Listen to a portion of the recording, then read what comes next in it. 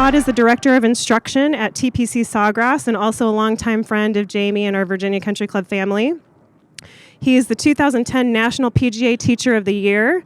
He was awarded the Horton Smith Award for the South Florida section of the PGA in 2003, which is given to a PGA professional who contributes to continuing and improving educational opportunities for the PGA. He was also one of 30 professionals selected to be part of the original PGA professional training program faculty. Todd is ranked 9th on the list of America's 50 greatest teachers by Golf Digest and is also one of Golf Magazine's top 100 teachers. He has worked with over 100 tour players in his career, including 2 FedEx champions in Billy Horschel and Brandt Snedeker, as well as Davis Love III and Justin Leonard. He has had more than 50 instructional articles published by Golf Digest and Golf Magazine, including 3 cover stories. Please join me in welcoming Todd for his segment, Overseeing a Golf Instruction Facility for All Levels of Players and the Fundamentals of Staff and Player Relations.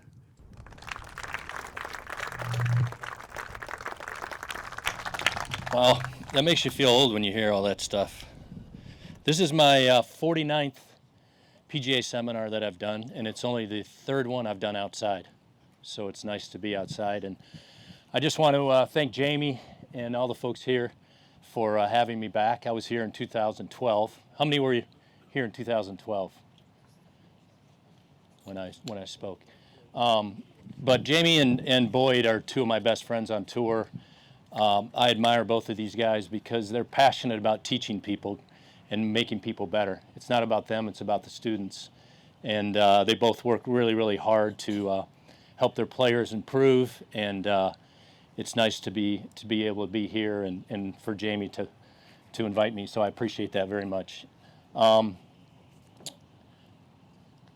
going to do some things a little bit different. I'm going to talk a little bit about kind of what I do when I teach, and then we're going to have V come up and we're going to do some training stuff, some things that I do with my players to help develop them and develop different things in their golf games. So the first thing that I think I try to do is get people to understand that golf is about controlling the ball. So basically anything I do in the swing is ultimately trying to get the ball to do something different. So whether it's putting, chipping, pitching, full swing, I'm trying to do something in the swing to change the impact alignments. And my main goal in the full swing is to give a player a shot shape, something that they can manage around the golf course to shoot a good score. And most players have a specific shot shape that they like to hit, and they have a specific miss that they like to see. So I was telling V earlier that pretty much every tour player, every good player that comes to me, when I ask them, that's one of the first questions I ask, what's your shot shape? What kind of shot do you like to hit? And what do you think most of them say? They say, I hit it straight. And I'll say, okay, here's what we're going to start the lesson with. We're going to go with that red flag out there. You're going to get 10 shots. We're going to do $100 a shot. Everyone that starts on the flag and finishes on the flag, you get 100. And every time it doesn't, I get 100. How many tour players or good players have taken that bet, you think? None. But that's how they think they play, right? So understanding that I teach golf to get players to hit the ball in what I call hallways. Try to hit the ball into areas. So very rarely do you have a shot where the pin's in the middle of the green and you have a perfect number for the club you're going to hit. How many times does that happen in a round of golf? Hardly ever, right? Yet when I watch people on the range, they're always hitting full shots, trying to hit it straight at the target. And that's the one thing I try to get my students to understand, is that you're not going to have very many what I call stock shots in a round of golf. You're going to have to play a lot of variations. And so developing those skills that you need to hit these variations are what separate the good players from the great players. So better ball control equals lower scores. So that should be all our initiatives when we teach a player, is how can we help this player control the ball better? Whether it's a 30 handicapper that's hitting a 20-yard slice, can you teach them either to fix the slice, or are you going to teach them how to manage the slice around the course to shoot a good score? So when a player comes to me, the first thing I think that you have to look at is, where is the student now? And how do you decide that? There's a couple different ways, right? If it's an average player, you can look at their handicap. But even within the handicap system, not all 12 handicaps are the same. right? You have some 12 handicappers that are great short game players. Some 12 handicappers might hit the ball great, tee to green, not be able to chip or putt. So you have to quantify each player's game and what aspects of their game are good, what aspects of their games are not good. How do you do that with tour players? You look at their stats, right? You look at, how do they drive the ball? How's their iron play? How's their wedge play? How's their short game? How's their putting? And you can even now with the stats, you can even get the, they have it so refined, they have different distances for the irons, their proximity, putting, how good are they inside 8 feet, how good are they from 4 feet, so you can get really specific. And so with a tour player, you're not trying to reinvent the wheel, you're trying to find those 2 or 3 different areas that you can really help them improve. The next question you have to ask is, where do they want to go? So if you have a player that comes to you that's a 20 handicapper and they say, well, I want to be scratch in a year, and then we'll play once a week and I don't practice, good luck, right? So you have to see kind of where they are now, where they want to go, and then, are they able to get where they want to go? Are they willing to put in the time and the effort to get to where they want to go? And then come up with a plan as to how are we going to get them there.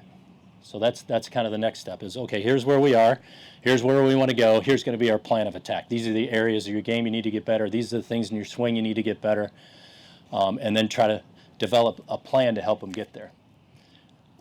So there's really, what I call the 4 Ps, which are the priorities for the player. That's kind of the what you're going to do. There's the process and the procedure. That's how you're going to do it. And then there's the sequence. That's kind of the plan of what you're going to do on and off the course, like the sequence of how you're going to implement this plan. And then there's the production, and that's the result. You always have to look at, is what you're doing working or is it not working? So interesting story about Billy Horsch, who I've worked with for the last 14 years. Had a lot of success, and this year was we were having an awful year. He was struggling, wasn't playing well. We tried to make some changes earlier in the year. He did great in practice, but didn't transfer over well in the tournament. So kind of went through this whole, most of the season really struggling. So I'm looking at old videos. He's looking at old videos. We're trying to just get back to, what worked in the past. Just nothing was really working. But when I looked at his swing, everything looked really good to me. I kept saying, man, I'm not seeing what's off. He kept trying to hit cuts. He kept hitting these pulls. So we end up right before the U.S. Open going and get on the Gears 3D thing. And they put him on Gears, and Michael Niff, who runs Gears, is going through this analysis, and he's going, Billy, man, I just don't see anything wrong. He said, everything looks good. Your playing's good. Your sequence of motion's good. He's going through all the different things they test, and everything checked out well. And then he looks and he says, you've been hitting the ball left? Billy goes, yeah. He goes, specifically with your short clubs? And he goes, yeah. He goes, I think your lie angles are too upright. And Billy goes, really? He goes, yeah. He goes, I want you to go back, and he says, I want you to bend your lie angles 2 degrees flatter than where they are right now.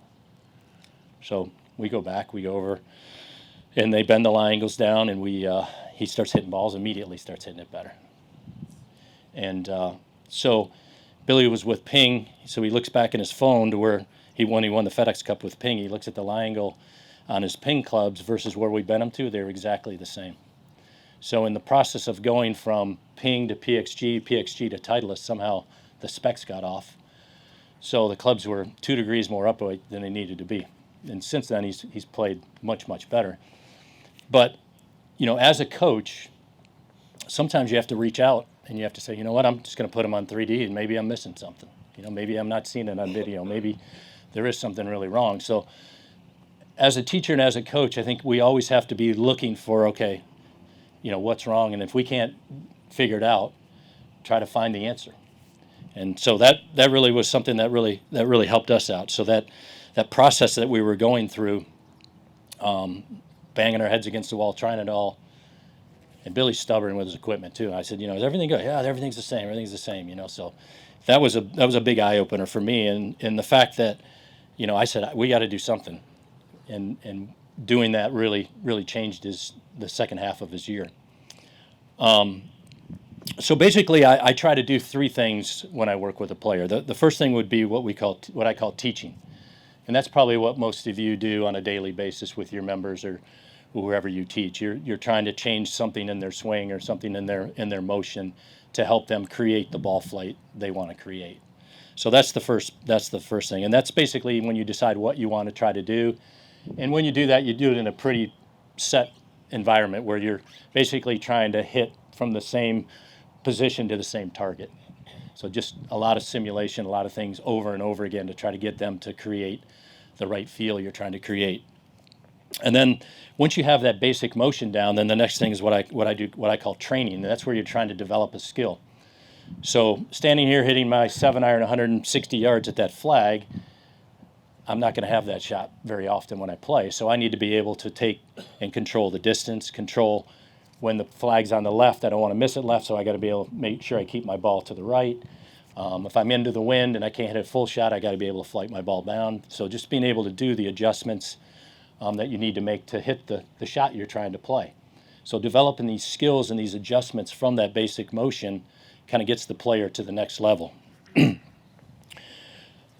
that's where you're going to hit different clubs, the different targets, different shot shapes. You're changing something. You're not doing the same thing over and over and over again. And then the last thing is what I call transfer, and that's where you determine a result. So you try to create a situation that hopefully will simulate what they're going to see on the course and see if they can hit the shot when they need to hit it. So you do the teaching, then the training, and then the transfer. Does that make sense? So what I see a lot of teachers, I shouldn't see a lot, but I see some teachers, they get so hung up on the mechanical stuff that it never goes to those next phases, and that's where the player is going to be paralyzed when they're out there. Well, what do I do on this downhill lie out of the rough? I don't know how to play the shot. Or what do I do when I have a fairway bunker? Or what do I do when I have a tight lie? What adjustments do I need to make? So as coaches, we need to give them the ability to make those adjustments so that they can hit the shot on the course when they need to hit it, not just stand here on this perfect turf right here and hit shot after shot to the same target. So my philosophy basically is you teach them some mechanical thing they're trying to change. You give them a thought, you give them a feel, whether it's I want you to turn a little more behind the ball, or I want your left wrist a little flatter at the top, or I want you to feel like your hands are more forward at impact, whatever that is. Okay, that's phase one. But then you have to go beyond that. So what happens after that is you have to learn that what does that thought create? What feel does it create? So I believe that you have a thought. After you hit enough balls thinking about it, you should create a feel. And then that feel should create a shot shape. And then you connect that shot shape to your target. So if you just get stuck in the mechanical side of it and don't go beyond that, and what is that mechanical thought making me feel, I don't think you'll ever get to that next level as a player. I think you'll always be stuck in out there looking at your club face and trying to be real mechanical. So learning to, I've had tons of players that tell me I'm a feel player, but how do you define a feel player?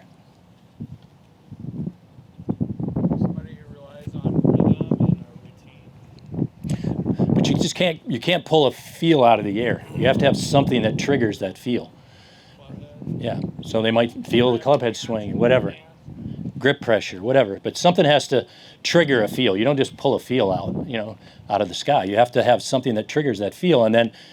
And everybody feels things in different places too. That's the other thing, is that I'm a big believer in that you have to get the player, what I call, to put the feel into their own language where they can understand it.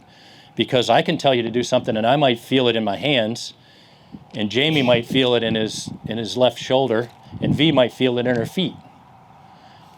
Everybody has areas of their body that they're more in tune with. So you have to be able to make sure that you're not just spilling what you think onto them, that they can take what you're telling them and convert it into the feels they need to use to do the things you're trying to get them to do.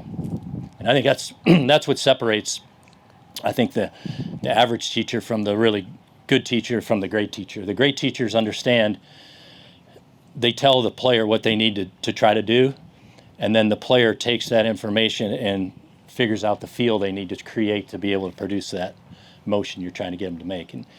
And Brant Snedeker was a great example of that. He's probably the ultimate feel guy. And I remember one time I was trying to get him to change his club face at the top, because his club face was getting kind of closed at the top. And so I knew if I told him to change his grip, he wouldn't change it. So he's hitting some balls, and I said, your face looks a little shut at the top. He goes, really? He goes, you think my grip's too strong? said, yeah, it definitely looks too strong. But if I would have said, your grip's too strong, you need to weaken your grip, he would have said, no, I'm not changing my grip. But the fact that he was able to, sometimes working with tour players, you have to make it their idea, and you have to let them figure out how to make the change, as opposed to you just saying, you need to change your grip, you need to do this, you need to do that. And they're going to like, whoa, wait a minute, I'm not going to do that. So being able to communicate with the player, being able to find out where the player's feels are, what I call trigger points. Trigger points are when a player gets under pressure, there's certain parts of your body that's going to move faster. What would be some of the trigger points you think when you get under pressure? What do you see people do? Hands, make it quick with their hands, either at the top or at the bottom. What else? Hips. The hips get out in front. Backswing might get short. So you have to figure out under pressure, what does your body do, and where are those trigger points? What things get quick? What things maybe don't move as much as they should? Because there's going to be pressure in golf. Has anybody played around a golf where they haven't felt any kind of pressure other than when you're out there banging it by yourself? Competitive golf, there's going to be pressure. So you're going to have to understand how your body moves and how to control that under pressure. So I'm going to finish with this, and then we're going to get V out here, and we're going to do some stuff. So performance, this is something I read. I don't even know where I got it from. But performance is what your ego wants to do,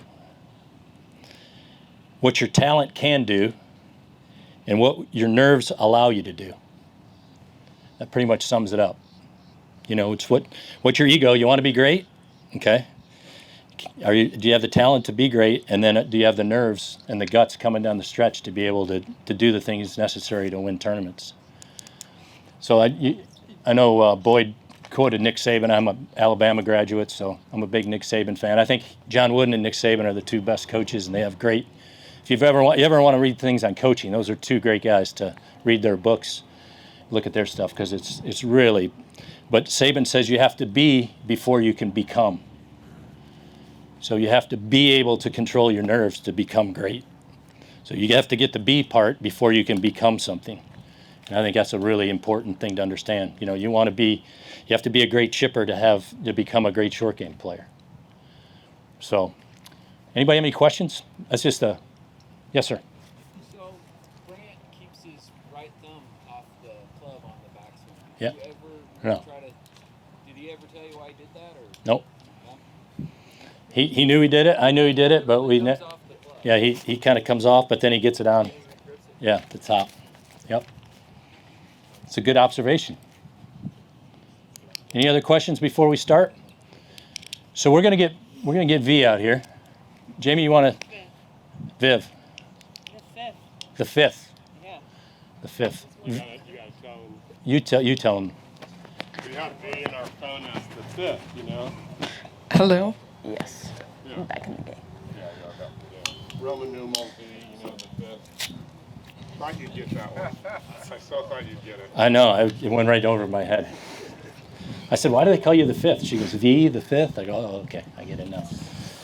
Jamie and I are in a little different wavelength, Okay, I can't wear the joggers with the high tops. He always gets on me like a Southern boy, So.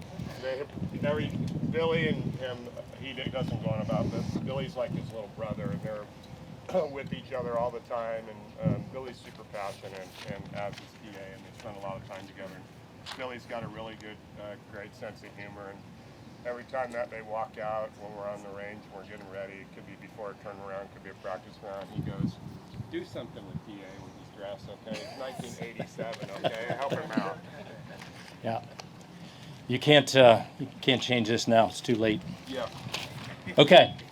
So what we're going to do is we're going to start out with one of the things that I think is really important is that players can control their distance within their gaps. So we got a. What do you want to do? We'll use that. Okay. For the distance. And so what we're going to do is we're going to have V. I'm just going to get her full swing numbers. All right, carry on. Do you want to start with a? Carry. You're pretty loose, right? Yeah. What do you got 60. there? 60. 60? So how far do you hit your 60 full? 68. 68. Not very many full ones on that either, too. Yep. More for her, better off a Like flight frequent. with 54 or even you. Yep. I'm all in on that. especially in wind, What's your next club? especially in California. 54. And how far does the 54 go? Probably like 88. 85. Then what's after that? U-wedge gap. You? Yeah. Okay. And that goes 105. Then the pitching wedge, Okay. 120. 120. Okay. 9, 130. 8, 140. About there. 130. 8, 140. 142. And then 7, 150. Yeah. Okay. So those would be her basic full swing numbers, okay? So what I like to do, one of the things I like to see is I like to see how many birdie putts a player can generate inside of 20 feet in a round. Okay, so that's kind of one of the, I'll ask them how many looks you have inside 20 feet. And to be able to do that, obviously you have to control the direction of the ball, but also distance becomes really important. And what we're finding now on tour is a lot of players have short clubs in the greens. They're hitting the ball longer. They have a lot of short irons and wedges in the green. So being able to control your distance within your gap is super important. So what I'll do is I'll have each player have 3 shots with each club. So we won't worry about the 60. We'll start at the 54. So she's going to have a 68, a 78, and an 88. She's going to have 4 shots there. She's going to hit with that one. And then she's going to have an 88. You got big gaps in here. Why do you have such big gaps between your clubs? That's why we brought you in. So I like to see 15-yard gaps, 15, 20 max. And the reason I like 15 is if you divide 15 in half, that's 7.5. That's like 21, just over 21 feet. So if you could hit all 3 numbers, the worst case you're going to be, if you could hit every number right on the button, is going to have a 20-footer if you hit it online. So this is what I would like to see is I'd like to see this 105. I'd like to see this where we don't have such a big gap. So 88 to 105, how many yards is that? I went to Alabama, so help me with the math. 17. 17, so we got to get 9 on there. So that would make that 97. Is that right? No. I just don't love going this full with the 54, but that thing can go 95. Like if I really hit at it, it's not a shot that I'm going for that I feel comfortable. So these are, but I have so it. these are pretty big gaps. So you might have to have, we might have to have 4 shots within here on these. But then when you get up into here, these are perfect. So you got 120, 125, 130, and then you'll have 130, 135, 40, and then you have 140. Where do I put it? Out behind? Yeah, I'm not. Yeah, so I would I would look at your gapping in your shorter clubs. I would try to get to where why do you go you like 60 around the greens, like chipping bunkers, those deep bunkers out here, you need that 60. Yeah, so I would try to get to where you got 15-yard gaps in here instead of having such big gaps. So we'll go 105. So that's 15 yards, so we go. Okay. So we're going to start, just for this exercise, we're going to start with your, 54? let's start with your pitching wedge. Okay. Okay, so just because the gappings, I would have to have more shots. She'd have to have 4 shots in some of these, so I'm just going to skip that. We're just going to go to these gaps here. Not to justify too, but it's so interesting too. Like I don't have anybody that's hitting too many full 60s. No, I agree. Too many full 54s. And when I say full, it's kind of the max they would play on the course. Yeah, and it has to be pod, downwind, Yeah. over a front bunker for the most time. But being able to control your spin and your distance. So I mean that doesn't mean standing there swinging for the fences, seeing how far you can hit it. It's like what would you do on the course where you felt you could control the ball and the spin and the trajectory. And when you like the 15, I like the 18 just because it gets hot. and the ball's flying a little bit. It gets cold and it doesn't, so we just a little more borrowed. But it was interesting how similar we were on that as far as the 3 shots. Yeah, three shots. So what I want you to do is we're going to start out. So this would be what we call training. We're gonna have V hit a full shot to 120. So go ahead and just hit a couple full ones. And we got the GC quad, so after you hit it, V, you can just tell us how far it went. Okay. And you have to be honest too. Don't tell me every time you hit it 120. Sounds good.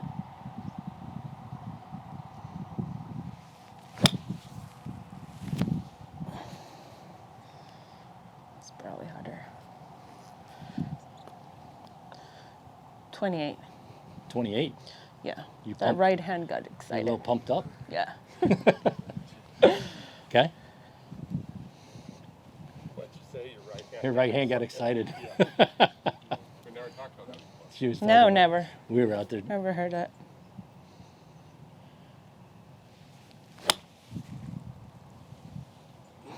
Beautiful. Oh, multiple balls detected. This 128? is not my area of expertise. So that might be, not that you feel any kind of pressure, but Adrenaline. or adrenaline, a little something. bit, Yeah. could so be. those are good things to know, right? If you were just out here by yourself, you may not hit it that far.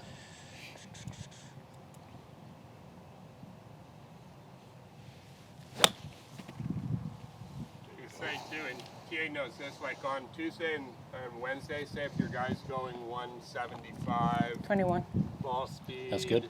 With their driver on Tuesday and Wednesday, and then all of a sudden it's Thursday morning, and now it's 182 with the same looking motion. Yeah. And then last group on Sunday, now it's like 184, 185 with like even less of a motion, and you're like trying to pump the brakes so they can be under control, but it's amazing how adrenaline can make that happen. 100%. Agree with that. You got it geared back now? I think. So when you feel that, if you felt that 120. 120, Bingo. so the first, now do you feel like you're swinging it easier there? Or you just feel like I you're felt like. Yeah, the first one was harder. The right hand got excited. a little bit more speed at the yeah. bottom? Okay. So that's something that, in the back of your mind, you need to understand and 100%. monitor that so that, if you're on the last hole and you're trying to hit a hard pitching wedge and there's water on the left, you might have to, maybe go to this next shot I'm going to show you. Yeah. Okay, so that's the top end. So we've got the full pitching wedge at 120. So now I want you to take that pitching wedge and hit at 105, which is what your U wedge goes full. But so what adjustments would you make to hit at 105? I like to grip it a little shorter. I like to open up the stance and hit it more like a chippy shot. Well, because 105, it's 15 yards. It's Yeah. quite a lot. Okay. So it has to be small. The swing gets smaller. Yeah. And Jamie has this thing that he always says, like, swing like Freddie every time I'm swinging those short shots and I'm taking off. Yeah. Just because I can get to, like, A little fast hot, at the bottom. Yeah. So that helps me with the speed and just Okay. staying in tempo. Okay. So let's see you hit 105. So grip down, what, about an inch? Yeah. Okay.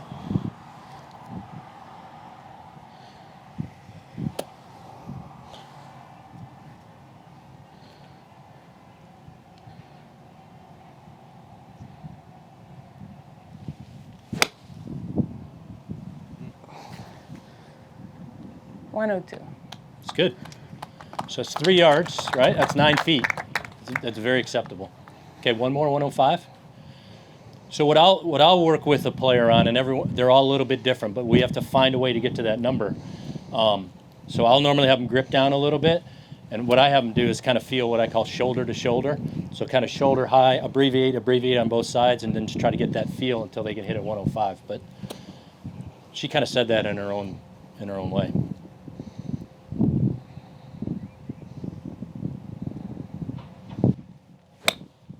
No. Hot. That's not Freddie. Yeah, that's a long one. 14. Is when you turn it down like that, Yeah. gives it a little more.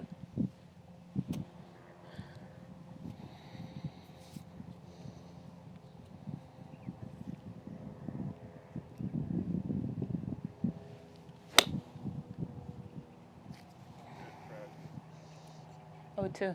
Yeah, there you go. Okay, now the mid one, what would you do to hit it 113?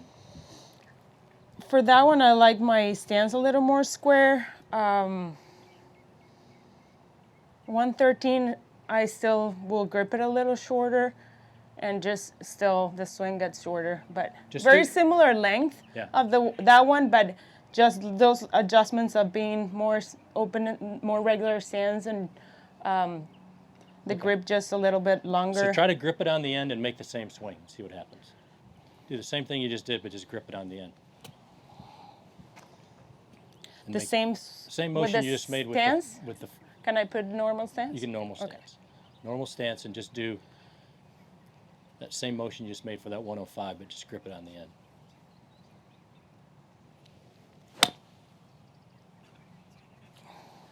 It's got to be pretty close. 12. Yeah. I like the twos. Yeah, very good. Okay, so now we're going to take the same procedure, and let's go to your 8-iron.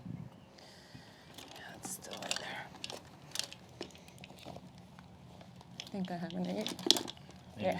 You got it. Okay, and I want you to go. We'll go backwards this time. So I want you to do the grip down Freddy, if you want to call it that, Okay. and I want a 130 shot. 130.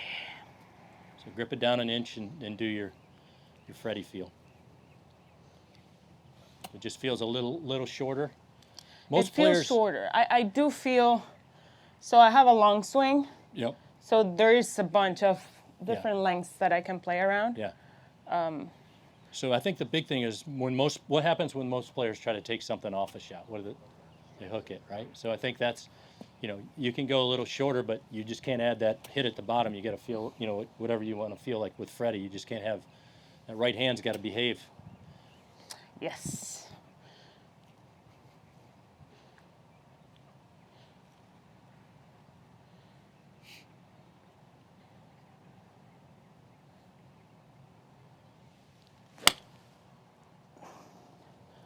Not too short. A little short. What was that one? 18. 17. Okay.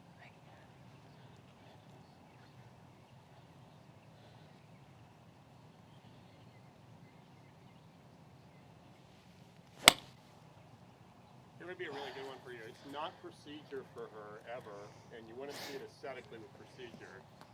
But for her, like being hot is hot, and she can run hot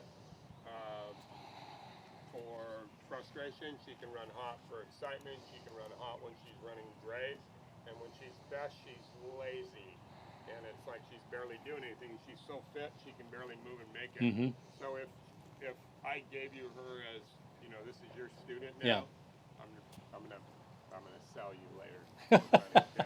Anyways, What's not? if I gave you her and she was your student and you were playing in a tournament and she was warming up right now and you were trying to take her down, what would you do? I would. And it's not technique. Like it's not technique. Well, I would just tell her that she's got to feel like she's swinging less than what she thinks she needs to. Yep. Yeah. Feel like. That's pretty much what it feels. Feel like I just have to get really into a little bubble in my head Yeah. when I really want to make them short. Yeah. And I have to remind myself I'm strong. Any hard pressure I put, Yeah. the club has no chance. So you got to feel like you're probably swinging 75% power, or less. More like 50 if I'm taking that 50%? many. Okay. Yeah.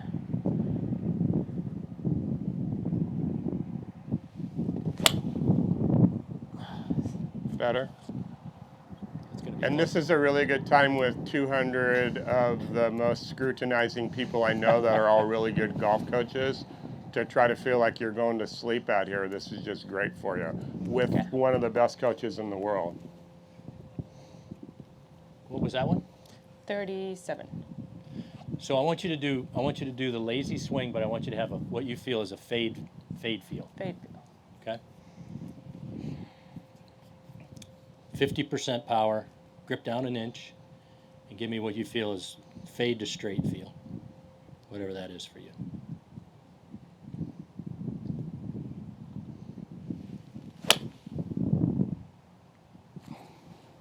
Nice. Very good. That's better, but Yeah, nice. 26. 26. So that's 4 yards. How many feet is that? 12 in Alabama. It's 12 in Alabama. I just want to see it's the same out here. It's not the same out here, trust me. 12% is the taxes on top of everything, yeah. Going Yeah. to 14. Yeah. Yeah. So that one of your thoughts is to take the right hand out, right? So what's a good feel for doing that for you? I think that would be the Just putting it very light. I like to think of a bird, like Yeah. that sensation, very light. so grip pressure is a very interesting thing, right? So there's a story about Dave Marr. A lot of you probably know who Dave Marr was. He won the PGA. He was playing a practice round and he was playing terrible. And the guy he was playing with told him, he says, Dave, at the top you're letting go of the club. He says, you got to grip it a little firmer with the last 3 fingers of your left hand because the club's coming loose at the top. So he changed it, gripped it a little firmer, ended up winning a tournament. So a few weeks later, a couple months go by, they're playing again. He goes, God, you're so tight at the top. You're not even setting the club. So he said, what do I need to do? He said, you need to lighten your grip pressure a little bit. Plays that week, wins. So he won 2 tournaments, one time gripping it firm, one time gripping it loose. So that's a very personal type thing because what feels really light to you may not be light. But I think more importantly is that if you start light and then you apply force, Right. that's when that face is going to shut. So you can only grip it as light as you feel you can maintain it throughout the swing. Because if you start light and then you apply any Yeah. kind of pressure, if you get too much, it might hold the face open. But if you put pressure where you get a lot of face rotation, it's going to go left. So understanding that, again, what are your tendencies? Your tendencies are when you try to hit it shorter, it tends to go left. So maybe on your Yeah. shorter shots, trying to feel maybe not quite so light, but trying to feel constant. Constant. Okay. Yeah, so whatever pressure, it's like a clamp. You clamp your hand on there, and you maintain that pressure all the way through the swing. You don't have it change at all Okay. during the swing. Does that make sense? Totally. Same shot? Same shot. See if you can get it. You get within 3 last time? Yeah. No, 4.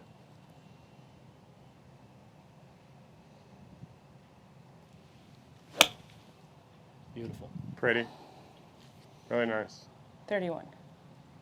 Very nice. Thank you. That's really good. Okay, so now you go to your mid, what I call the mid number. I call the bottom number crossover because it crosses over the club below. The top number is full, and then the one in the middle is called the mid. So this is the 35 shot. So that's to grip it on the end and make the same motion.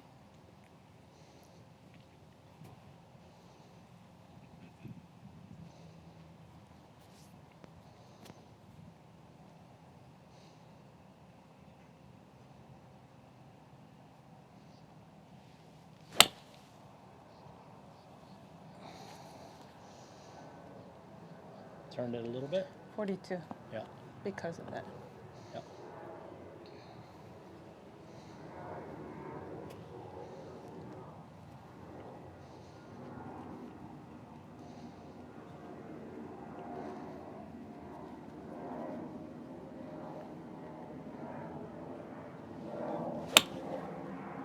So what would be a thought that would help you not use your right hand so much, A thought? other than grip pressure?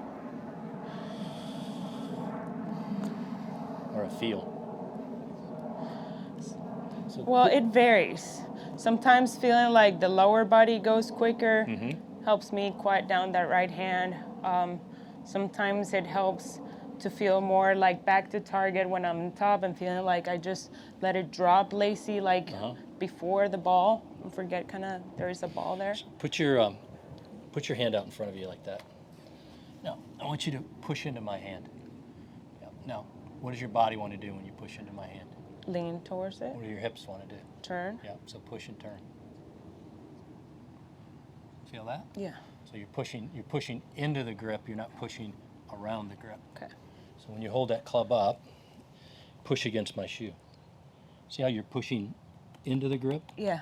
You're not pushing around the Around grip. the grip. So Love when you- that. What's that? Love that. So push more into the grip. Same rhythm. Just try to feel like that right hand's pushing more against the side of the grip. Yep.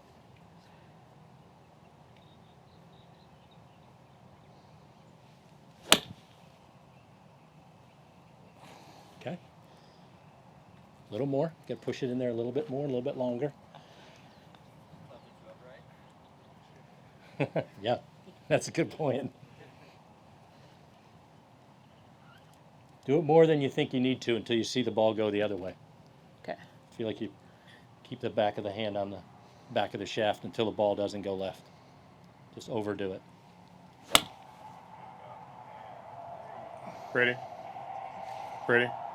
So one of the things I'll do with a player, if I see a pattern that I don't like, is I'll try to get them to go too much the other way. Anybody ever sight a rifle? So what do you do when you sight a rifle? If it's down, if it's low left, if you're shooting at the target and it's low left, then you want to be high right, and then you go in the middle, right? So for her, just exaggerate that feel until the ball doesn't go left, and then hit a few.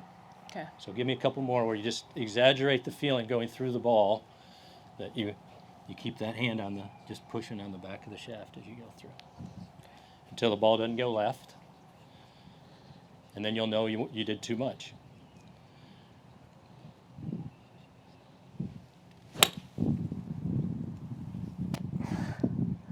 Okay.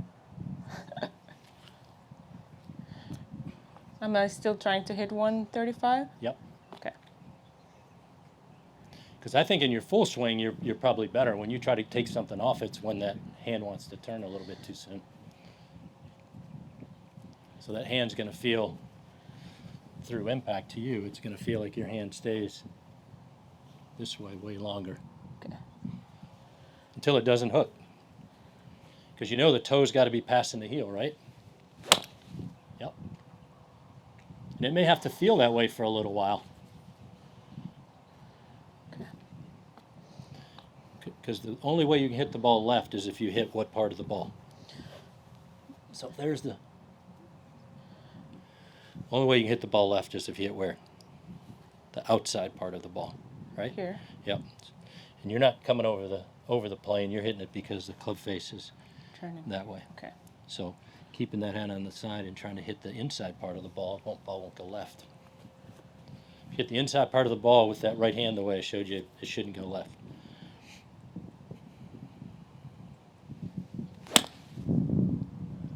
Ready? Yep. Ready? Okay, so I would have her hit these numbers until she can feel she could hit them all.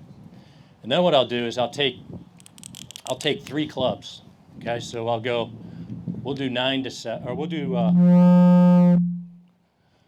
9. We'll do these numbers right here, 9 to 7 iron. Okay. So I'll have her hit 1 ball to each number, and obviously there's going to be a couple of them we'll do twice. But one time I'll tell her hit the full, one time I'll tell her hit crossover. And she's got to get plus or minus 3 yards. And we do 10 shots, she's got to get 6 out of 10. Or if we had sometimes I'll do less than 200 feet. You know, so you just total up how far off she is. So, all right, so we're going to start out. Let's start out with 150, full 7 iron.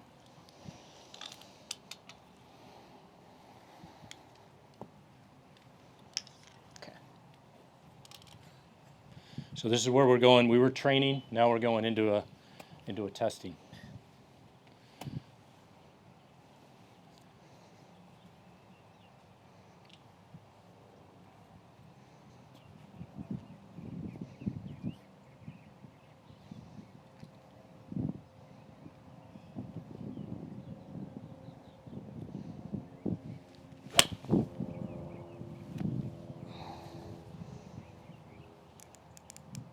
Muffled. 58. Yeah. That left should. Okay, let's do 8 iron. 8 iron. We're going to do 130 shot. That's your bottom number. So that's your grip down an inch. Okay. Freddie. Holding. Yep, more of a hold feel.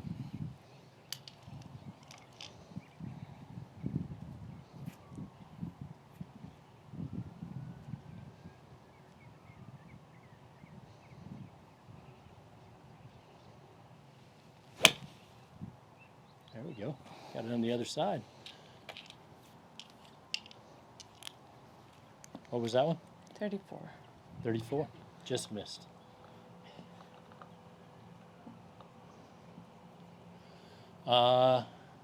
Let's do a 125 with a 9. I got this one. That's your mid number.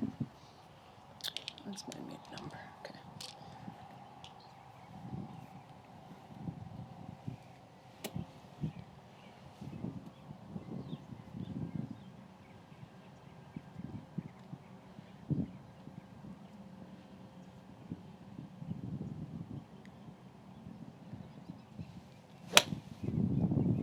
That was nice.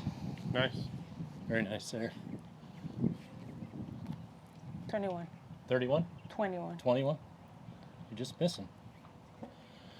Okay, let's do 140, full 8.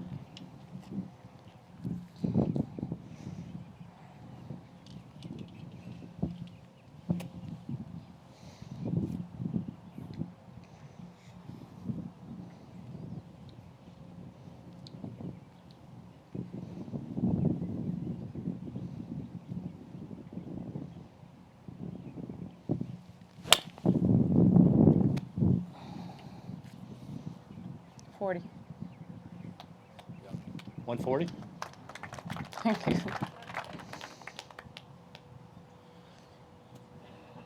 Okay, let's do 129 iron. Thank you, Brett.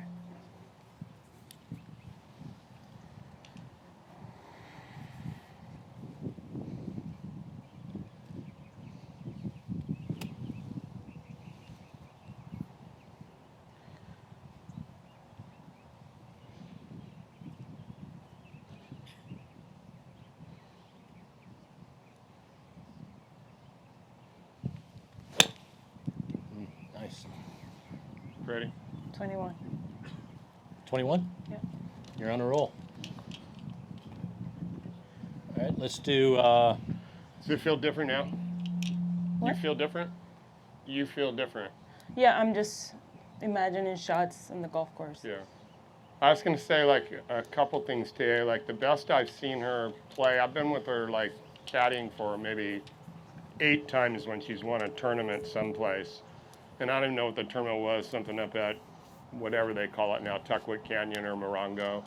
And it was a 54-hole tournament. I think she won by 7 or 8 shots. And that week we didn't use the yardage. Like, I got the yardage but didn't tell her the yardage. And on the range she had like this little like slow motion swing. And then I just said, I'm going to hand you that club and then hit that slow motion swing at that. And she did that the whole time without worrying about the number. And sometimes, she gets bound in with that. yeah, There's a point where I think she'll hit enough where she says, if she hit 10 in a row and she, okay, I feel 120 now. Now you know what 120 is, and she can just Yeah. get up and do it. But or the sensation of the swing, you know, without having to think, okay, this has got to be a hard one. Using full with her, or big, or hard, Yeah. or small. Sometimes it isn't the best nomenclature. well, I think it's important because a lot of players will tell me, oh, I can feel all the numbers. Well, if you have 3 numbers you know you can feel and you can hit, right? If you have those 3, what I call stock numbers, then you can feel the ones in between. So if I have to hit at 135, okay, I know what that is. If I have to hit at 132, it's just a little more than my 130. I would say DJ, wouldn't you say too? He revolutionized that for everybody too. Yeah, exactly. Like DJ, when you first got a launch monitor out there, he just had a shot that he needed to hit 100 yards, and he wouldn't stop until he hit it 100 yards, and then he would subtract and he would add to it, and that's what he did every day. And then everybody started doing that. Well, as she's hit more shots, she's starting to understand what feel is producing that number. Right. You know, I don't want you to think about the number. I want you to think about, if I feel this, it's going that distance, as opposed to the other way around, Right. like trying to make it go that distance. Okay, let's do a 140 with a 7.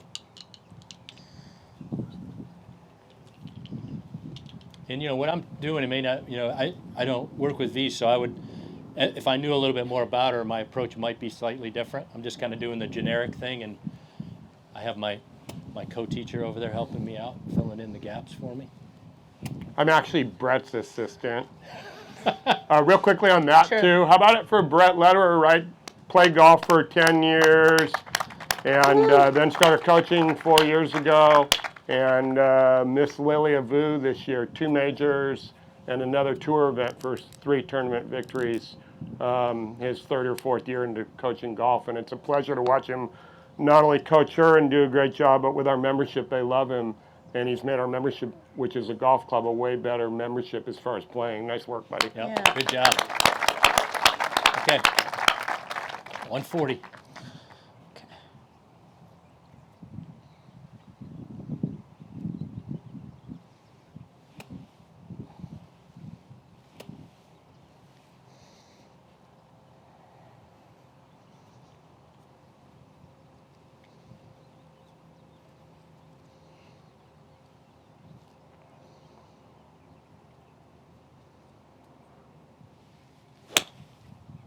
Beautiful.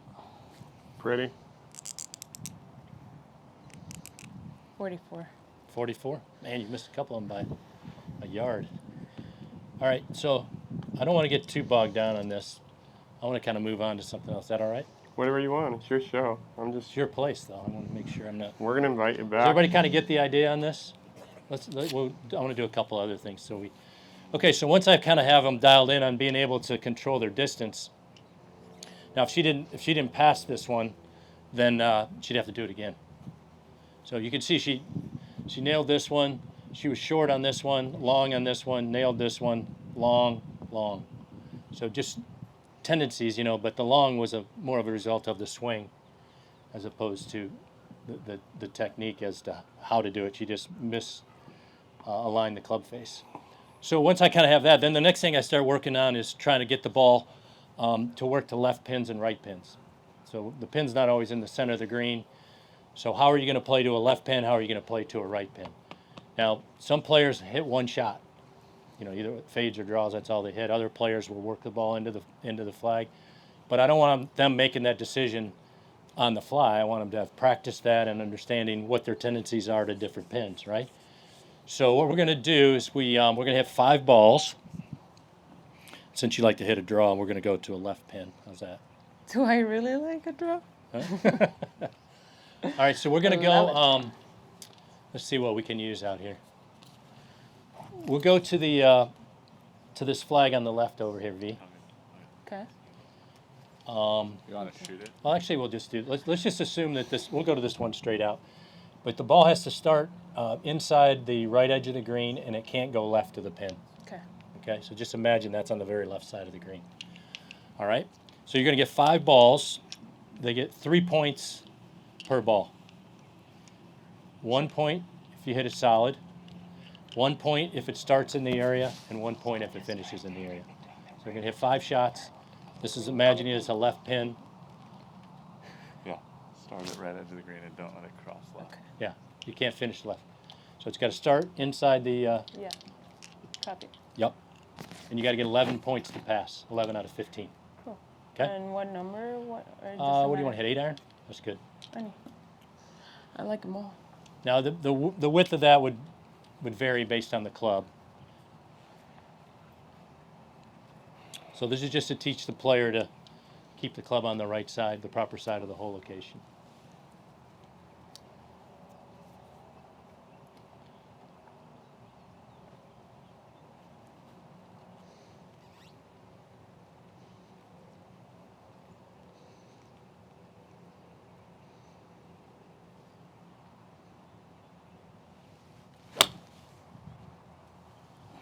Solid? Yeah, nice. Thanks. 3 points. Cool. And you do this 5 times. Yep, you do that 5 times. And then if she gets to 11, then we do the opposite. Practice to a flag hole location on the right side of the green.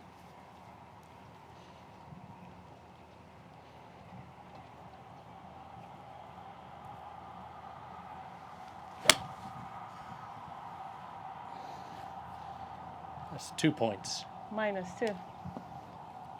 2 points you got on that. Started in. How many points you need? 11 11. to pass? Yep, you got 5. That started. Does but that it give finished you left. 1 chance to err? Or Excuse me.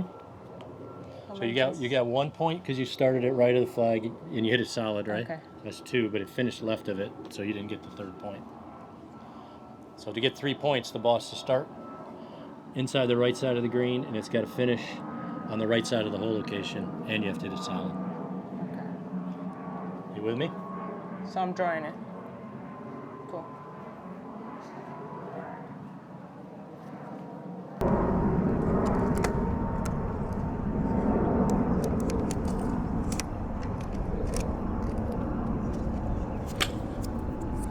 Nice. So in other words, I wouldn't want her to be able to stand their name over that bunker right there, and then if we go hook in, then you've got to keep those always fairly tight. How much you get on that? 1, 2, 3. I knew we'd get there eventually. Not from Alabama. V like all I'm just trying to bleach out. I never grew up this morning. To be honest. We always kid V about like her cute accent, and her English is now better than Brett's and mine, but that wasn't really a big leap to do that. But one time she was like shipping something to her family in Miami, and she came in my office and said, "I need to ship this to Miami." And her short game was weird at that time, and I'm like, "Well, you're going to be a lot better by the time you get there." And she goes, "I need to ship this." I'm like, "Ship what?" She's trying to ship a box to Miami, but it's probably a better way to make your short game better, right? TA? Yes. Just chip all the way there. Chip all the way to Miami. Yeah. All right, you're at, let's see, 3-3-2. That's 8. You get a 3-pointer here, and then you pass the drill.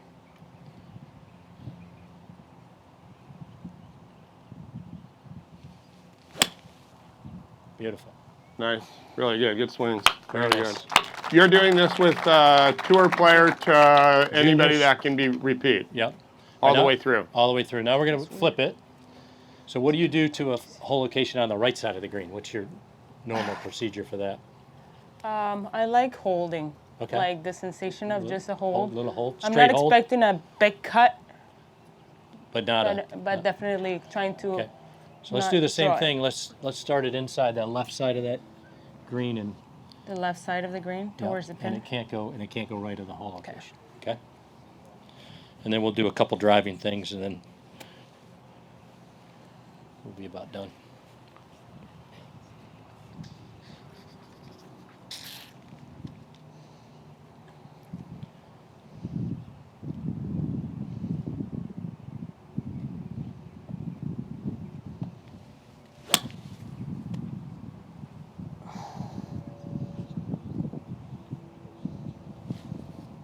Two. Remember, you got the wind off the right a little bit too. Yeah. So how much, if you were playing in a tournament, how much would you challenge that whole location? Would you, Give me If there was more. water Like to the what? right- What else is if there was going on? water to the right of the whole, maybe 10 yards right of the flag, or a big deep bunker over there, with the wind coming off the right like this, how much would you challenge that flag? Would you feel comfortable kind of going right at it, letting the wind bring it over there? I kind of do. Or would you try to go a little Yeah. more left and hold it No, into just the wind? barely left, like kind of like to that telephone pole Okay. back there. Okay. I'm just trying to get an idea of what you see. Okay. Good. Thank you. No, that was helpful.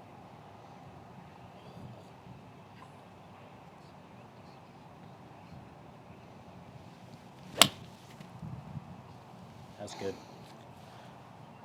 I have a question for you on this drill. Yes. So let's say that you're trending her left like that, which she's doing. You're doing great, by the way. Thank you.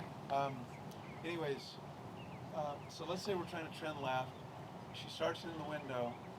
Maybe she's saying, I want to maybe bleed a little bit to the right or whatever, hold it. So let's say she hits her window, but it's turning a fair amount right to left. Mm-hmm. So what is your level of sort of, I don't want to use the word concern maybe, but what is your level of attention regarding that? Anytime I see the ball with an 8-iron curving a lot, I'm concerned. Okay. So even though she hit her window, Yeah. you're like, I don't like that. I don't like it, because if it starts off the line of the too far off line, there has to be some Well, I'm saying she hit her window, but the ball didn't move the way. move too much. No. It just moved the other way than what she was thinking of or trying to. I'd be a little concerned, but not overly. I mean, that might just be her instinctively trying to put the ball in that area. Well, I told so these you guys have this. 5 balls. I told Boyd and It's whether- TA this Yeah. yesterday, If it's one, but it's one.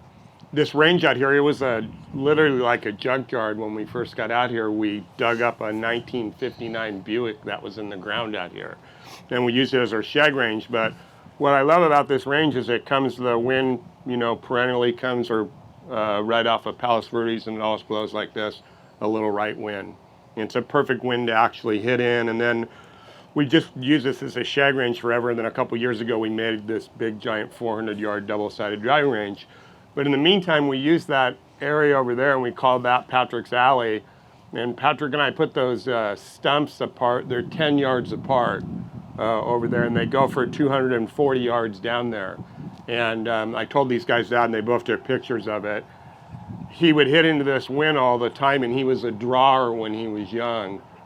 More draw than you probably like to see when he was young, but he was the #1 amateur. And then we'd start out middle, and then we'd go to the left hole location, let the ball spin over the left hole location off the wind, and then the harder the wind goes, we'd go to the right hole location. And when he transitioned from very good amateur to, being who he is now, we had a session one time where he hit his whole shag bag, which was a lot of balls for him. He normally doesn't hit that many. And every ball was inside the stumps for 20-yard increments all the way down, with his shades to the right hole location better than the left hole location. And the thing that I love about that is it gives you just that visual of doing that. I would argue swing mechanics with her aren't going to work, but if you put her in there and said, don't lose one of your balls out there, that would be the deal. Yeah. And the last thing I was going to say, y'all have the opportunity to make your place that you coach golf at better. Even, I know like Randy's doing it indoors now, but it keeps getting better what he's doing indoors. So if you have a place where you can hit balls and you can talk whoever the power to be is in order to making your practice facilities better, you're one step ahead of the game. And when we got here, and I told the board about doing this, nobody wanted to do it, but now everybody wants to do it and they love it, and we just can keep trying to make them better. Yeah. So if this going to right hole location is going to help her swing without really telling her anything, she's going to have to figure out how to do it. And I think with good players, when they figure it out, she'll figure out her own feels to do it, versus me telling her what to do. She hits enough of them over there left and keeps having to do this drill, she'll figure it out. So what are you at, 5 now?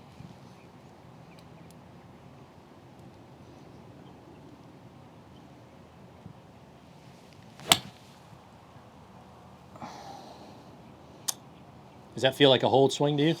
I felt the right hand for sure. Okay. Like it felt hold with the left, but not on the body, but didn't feel So you hold felt with the it. head. You felt more of this instead of... Yeah. Okay, you got 2 on that one, so you're at 7. Okay. So you got to Make hit the sure this last one goes 2. right, no matter what. Hold on to it forever and make sure it goes right. You haven't hit one right yet, it's not going to go over there. And if you do, you can fire Brett. Fire.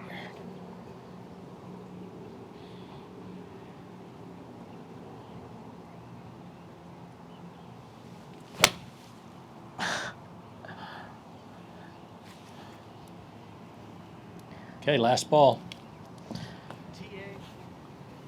Yes, sir. when you were actually trying to focus on Mm-hmm. not really trying to rotate it, couldn't you, the same thing with the right forearm, inside right forearm, Yep. As a pitcher would, Yep. you want Keep to the use elbow that this way. inside. Absolutely. So, Hitting the inside part of the ball. changing that idea of going Yeah. from hand to maybe forearm, Yep. where you've got a bigger muscle that can strengthen. Yeah, she's got to get out of doing this. You're using too much of the top forearm. Get more of you that. can use that underside of the forearm. Yep. Yeah, there's a lot of ways you can do it. You just got to find the way that works. That's a good point, though. Very good point.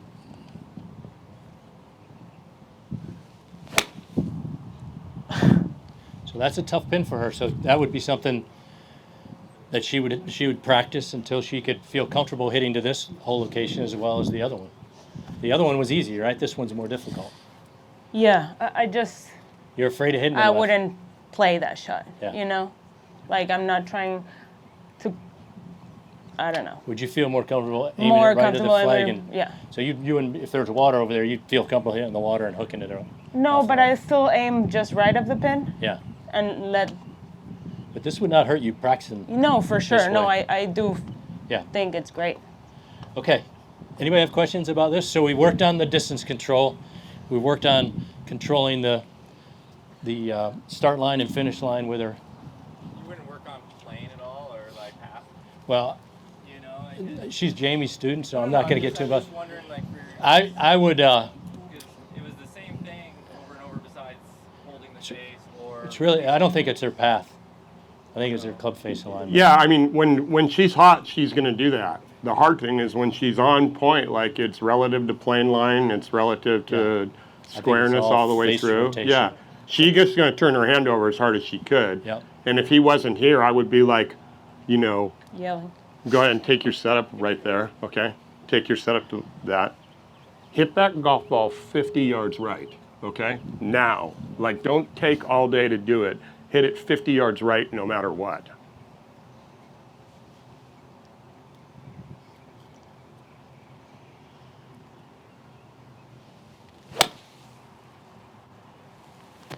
Okay, good. That's 14 yards right, so you still got like another 36. And we'll do that until she get that. Yeah. And we've done that warming up for a tournament. Yeah. And I also think that tone has to happen. Like he listened to that tone since he was a little kid, you know.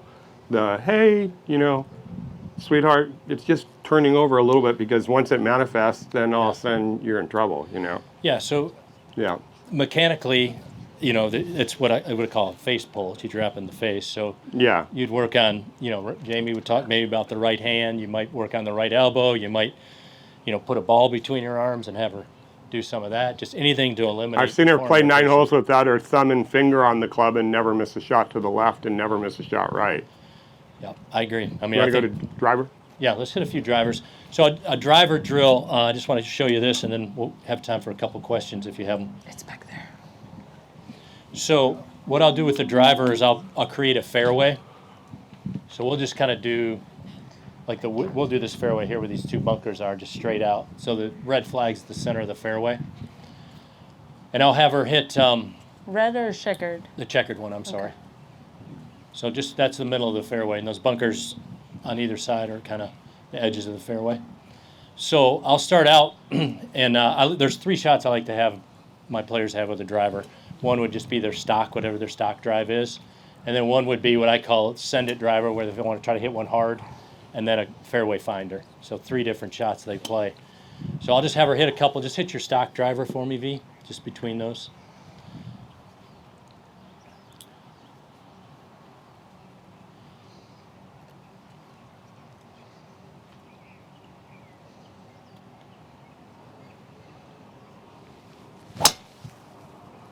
Beautiful. Swing. Thank you. So that would be the stock shot. Now, if I told you you needed another 20 yards on your driver, you get a wide open par 5, and if you can get another 10 or 20 out of it, downwind, go ahead and hit one. And I'll have a TrackMan here, like a lot of with the juniors, and I'll just see what kind of speeds they can generate, get them trying to hit the ball hard. Because my theory is if her full out swing is 95, if I can get her to practice and get that full out swing up to 100, she'll probably play at 95. But if her full out swing's 95, she's going to play at 92 or 93 probably. Swing. Very good. Thank you. Yeah, that's not gonna be Feeling good. How much faster? Dang, 246 carry. The other one was 247. 247. Sometimes that happens. I swing harder and it That's doesn't good. go hard. So, you know, being able to control that speed That makes sense. and have that speed when you need it in this day and age is really important. So you have to train that. You can't just swing 95 all the time. You know, swing at 100. If they hit it bad, get it up to 100. Get them to feel what it feels like at 100, and then they can dial it back to 97 or 98, whatever they feel comfortable playing at. Okay, then so that would be number 2, and then number 3 would just be a fairway finder. So imagine that there's water on both sides of that checkered flag. What would you do to hit the fairway? Tee it down? I like it. Yes, not super high. Okay. And then would this be still a little draw, or pretty straight, or a little fade, or No, just hit it low? it's gonna go lower. It's gonna probably draw a little bit, All right. but it's gonna be very stable. Okay. I think. So when you know, see, I think sometimes for players it's better to know where the ball's not going than where it is going sometimes. If you know it's not going left or you know it's not going right, if you know it's going to go there, that's beautiful. Perfect. More stable definitely for driver too through the hitting area, you Oh, know. yeah, for sure. Which on your question earlier about do you work on path or plane, like I would work on path or plane if the driver was going crooked. Yeah. But if the driver's going straight, like it has the most degree of error there, then at that you know it's more hotness. Yeah. Well, the only reason I asked that was that I read a Freddie Couples book a long time ago, and he says when he wants to hit a fade, he goes outside with it, hits Yeah. a fade. When he wants to hit a draw, he comes inside, Mhm. hits a draw. He doesn't maneuver the face at all. Yeah. So that's why I was wondering, is it different with each student? Or Yeah. Yeah, for sure. You know, Freddie's such a, you know, he's got that way out and drop under And he says move. he's a field player, Yeah. right? So once she had those 3 shots and she was hitting them, then what I would do is I'd create a fairway, and I would say, okay, there's trouble on the left. So go ahead and set up. So anything towards that left bunker over there is out of bounds. So if she hits the fairway, she gets a point. If she misses it on the safe side, she doesn't get any, but she doesn't lose any. But if she misses it on the wrong side, she loses 2. And I would have her hit. She could just hit her stock ones, and then I might throw in, all right, hit one hard, hit a fairway finder, just kind of vary it up and just get to where she knows the ball's not going one place or the other. So she hit it more down. That's beautiful. Okay. Right side of the fairway is perfect. Then I would flip it, have trouble be on the right. And then I might say trouble on both sides. And I normally have them to get to probably 7 points. So when they get up to 5 or 6, I normally put a trouble on both sides so they feel a little pressure. And if they miss one, they lose 2. And then they got to keep going until they get to 7. But I guarantee you get to 6, you feel a little bit of pressure. Yeah. But the key is they're doing it in practice. So when they get into a tournament, they know how their body reacts. They know what the ball is going to do, and they can make whatever adjustments they need to. All right, now trouble on both sides to finish. How narrow? You have to get to 7. She can go as long as she wants. She could do it in 7 balls, or it might be 100, depending. So I always make the last one trouble on both Okay. Why? to make it tougher. Do you think it's that? Not as How straight- wide? It's as wide as those bunkers, the insides of those bunkers. And I can make it more narrow. If you get somebody who drives it really good, you can bring it in and make it tougher. I'm just trying to be nice on my first visit. I'm going for those 2 telephone poles.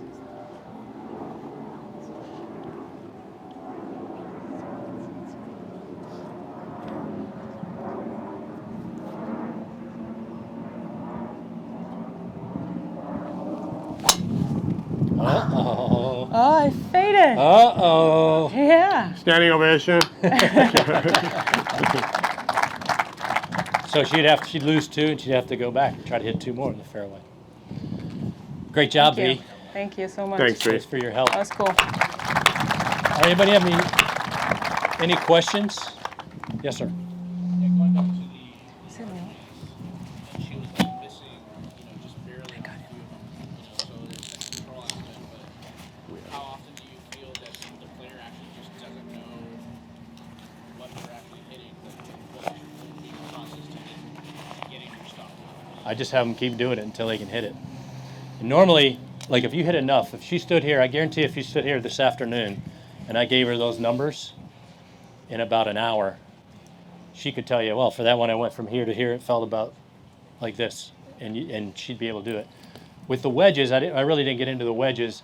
I'm really big on what factors determine how far a ball goes. Speed, Length of swing. speed loft, spin, contact, right? So within the gap, I don't like to see big variances on the different distances. In other words, with a 54, she should be somewhere around 35 to 37 degrees on her dynamic loft. So if I see her hit the number at 41, and then the next time she hits the number at 35, and the next time she hits the number at 37, she's not controlling that face at the bottom. So she's not controlling her loft. She's just getting lucky with the speed. So if you can get to where they deliver the loft consistently, then they just have to worry about really contact and speed. So I'm big on, delivering that loft consistently, being able to get the ball to come out of the correct window. So your driver, what do you want? You want high what? Right. High launch, low. Wedges you want high spin.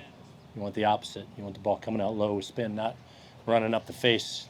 You know, a lot of players, they try to hit the ball with their wedges by holding the angle, and they come through, and the club goes this way, and the ball just runs up the face, and they hit the number, but it goes way up in the air, and it's got like 3,000 RPMs of spin. Versus being shallow and having some lean and being able to cover it and get it to come out of a lower window. In reference to the 60-54 U Yeah. and big gaps there, do you or when do you start suggesting changing the law, like going to a 58 to 52, let's say, Well, to make manageable numbers? Well, I wouldn't. She probably needs her 60 because she plays here. If you looked at some of these bunkers around here, she probably needs that.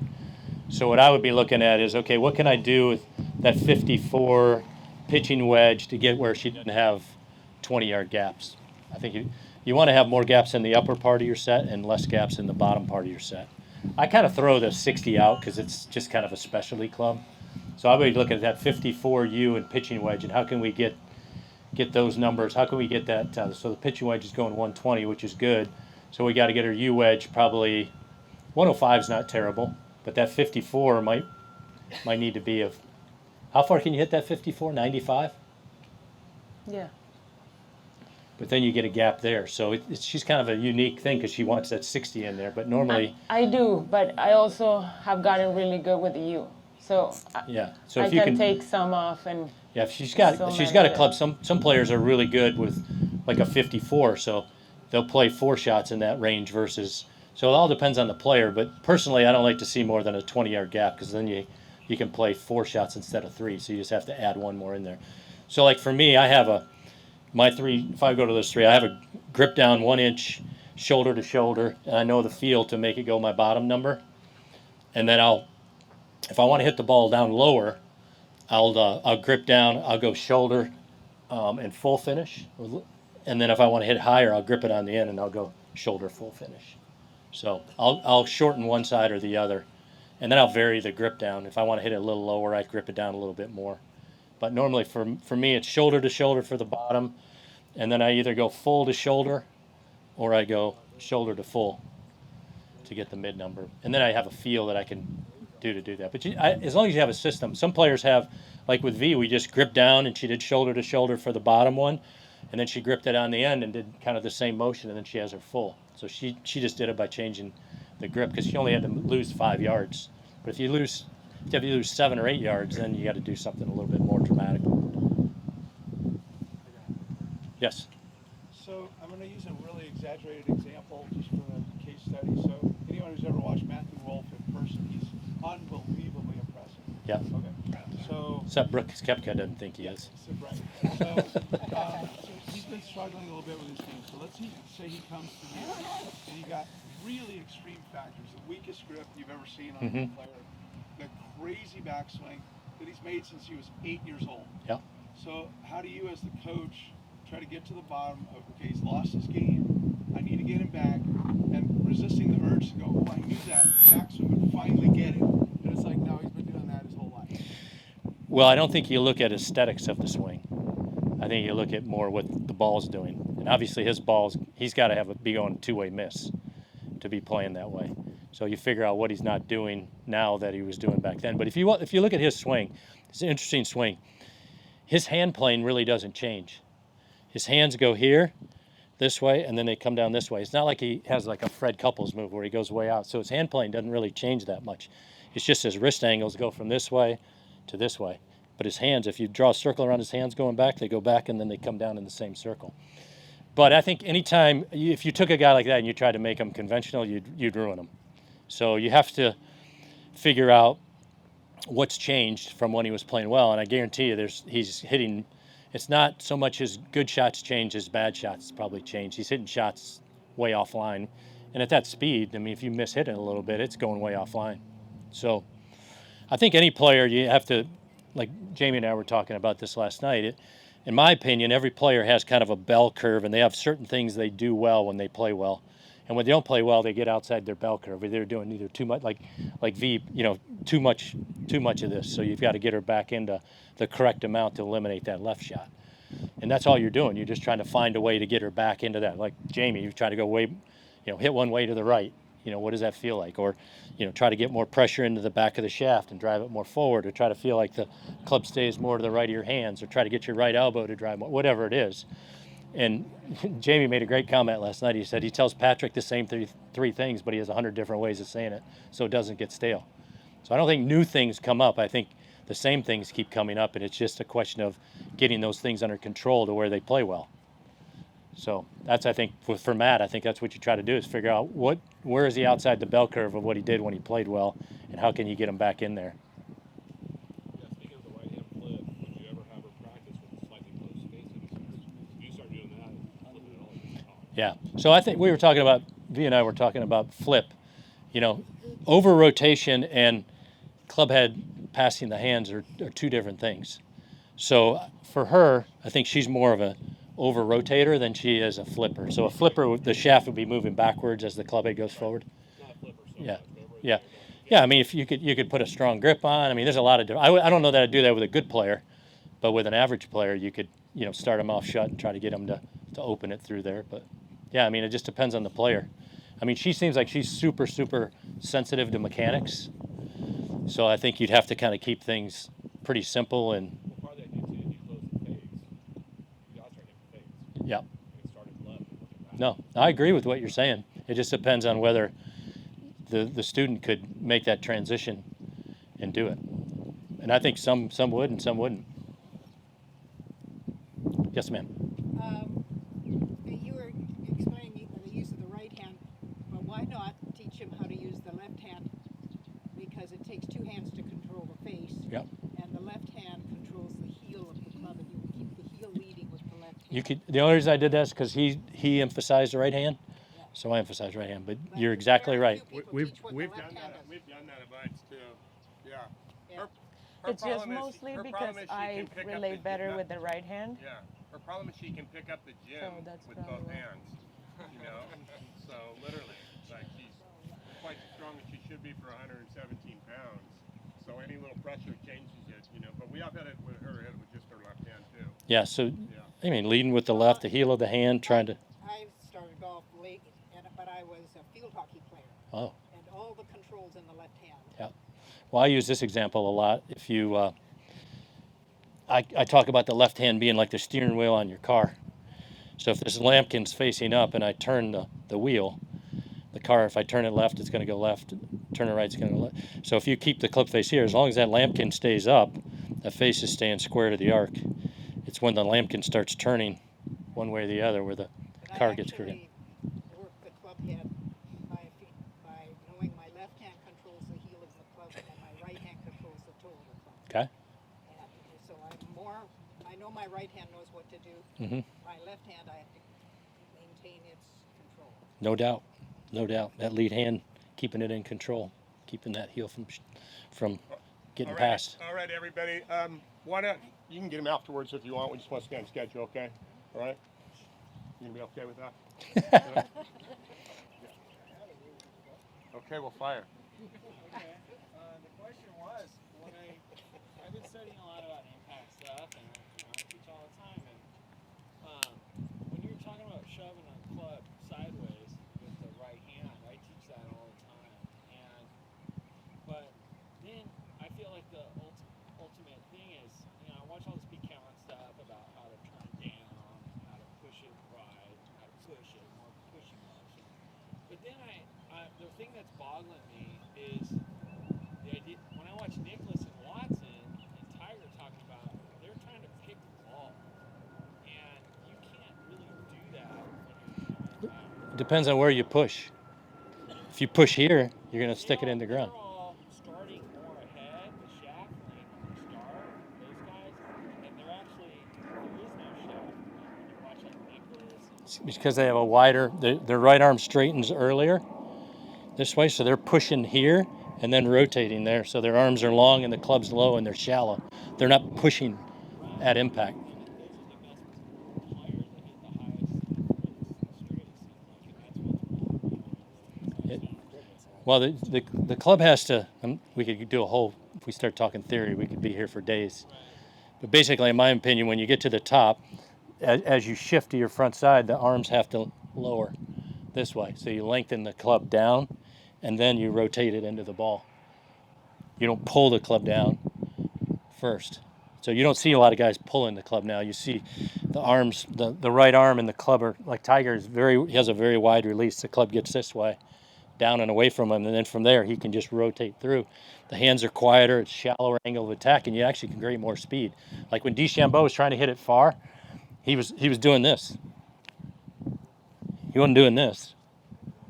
And that's what Pete talks a lot about, is that the pressure in your body should promote this everything pushes down and away from you.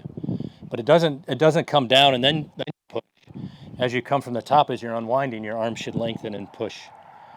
So you got to get like with wedges, that's what I teach from the top. I try to get players to understand that I want you to keep your height and lengthen the club with your arms to get the club down, so you have a very level hand plane through impact. So that way you can be shallow, you can deal off the club without making a divot.